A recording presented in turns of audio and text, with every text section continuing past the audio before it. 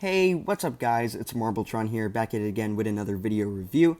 Today we're going to be looking at the Marvel Legends Spider-Man Retro Series Peter Parker. So before we get into the review, I know you're probably wondering where did I get this, how much I paid for it. Unlike the other YouTubers that have already reviewed this guy, I did not purchase him through eBay or Mercari or none of those sites. I actually got this for free during a giveaway from DMW All Things Marvel. So they were doing this giveaway, I think about 3 or 4 days ago, and I got really lucky. So I got picked in the randomizer, and it's already here. So I really just can't believe it. Never would have thought I would have got this guy this soon. It's just really awesome to have this already in hand. So if you also want to win some awesome cool stuff from DMW, make sure you check them out through Instagram. They have their own website. And tune into their live streams on Instagram because that's where most of the giveaways take place. So you definitely do not want to miss that. And also, if you don't already follow me on Instagram, you could follow me on Instagram at Marbletron. I do plenty of action figure photography, and I will have probably plenty of shots with this guy very soon. So if you want to check that out, make sure you follow me. I'm almost at 2,000 followers. I think I'm about like 20 followers away, so I would really appreciate if you gave me the follow. So now that we got all that out the way, let's get into the review. Okay, so for the packaging, as you guys probably already know, this is based off the old Spider-Man The Animated Series toy packaging. So as you can obviously see, the figure's displayed in front along with the accessories. Here's a picture of Peter Parker, the Spider-Man The Animated Series logo, and the Marvel Comics logo up there on the top left. Moving to the back of the box, you have all the other figures in the wave, which I can't wait to get every single one of them. The short bio for Peter Parker that you could pause and read, the same exact pictures, same logo. But here, there's something interesting. So this is the old action feature that they would show for all the figures back in the day, but the interesting thing here is that the unmasked head shows no glasses here. The final figure has the glasses, so I was wondering if they initially were thinking of giving him a head without the glasses and probably changed that last minute. Who knows what that's all about. That's pretty much it for the package. Let's get into the figure.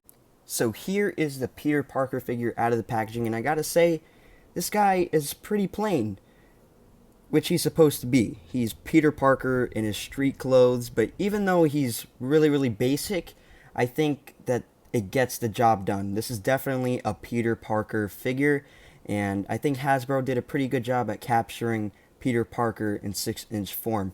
So let's take a closer look at the face sculpt.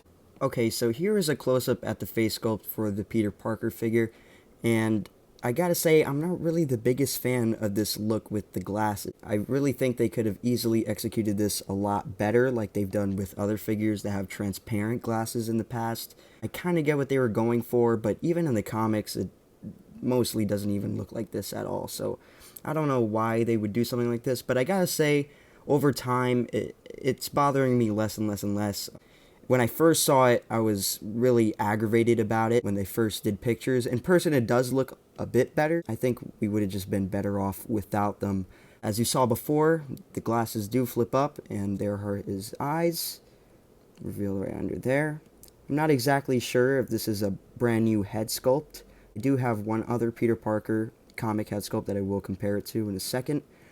Yeah, that's pretty much it for this head sculpt. He also comes with one other one, so let me show you that real quick. So for the second head sculpt that Peter Parker comes packed in with, I gotta say I really like how this one came out. It's a very clean and crisp looking paint job.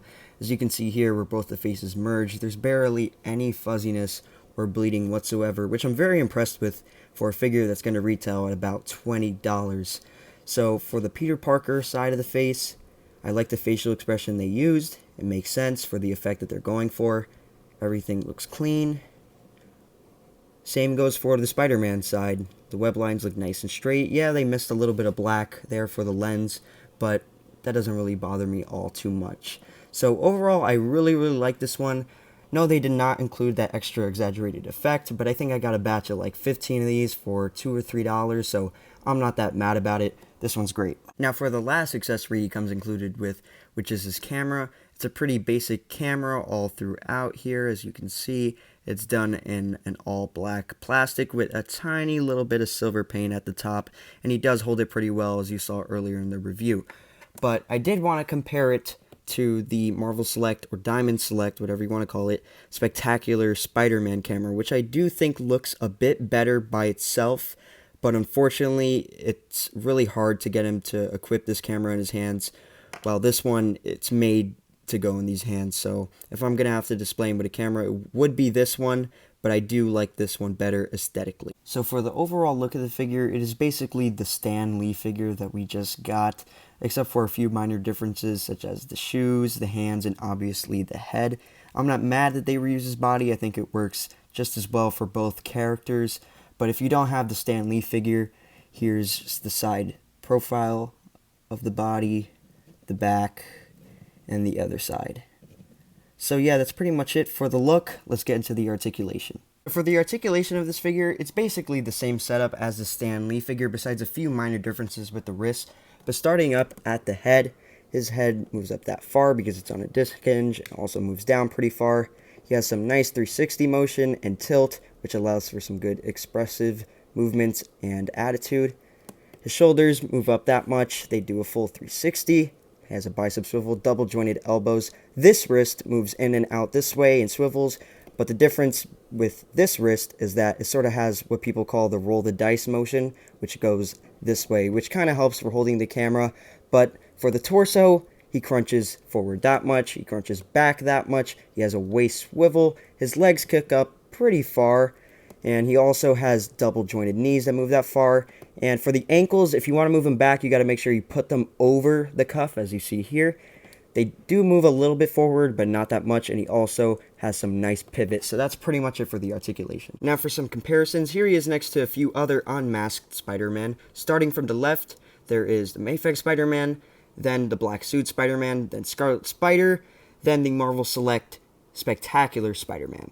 Also, here he is next to a few Spider-Verse characters. Starting from the left, we got Spider-Woman, Spider-UK, Spider-Man Noir, and the Miles Morales Spider-Man. For my last comparisons, here he is next to a few other Spider-Man villains. Starting from the left, we got Doc Ock, Kraven, Kingpin, and Mysterio. So now for my final thoughts on this guy, I think he's a very solid figure and is one every Spider-Man fan needs in their collection.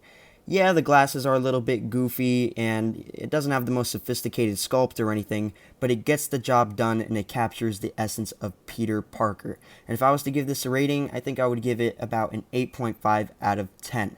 So if you guys want extra bonus content, extra swaps and stuff like that, make sure to go visit me on Instagram at Marbletron. I'm going to have stuff up there shortly, right after this video uploads. That's pretty much it. I hope you guys enjoyed the review. Peace out.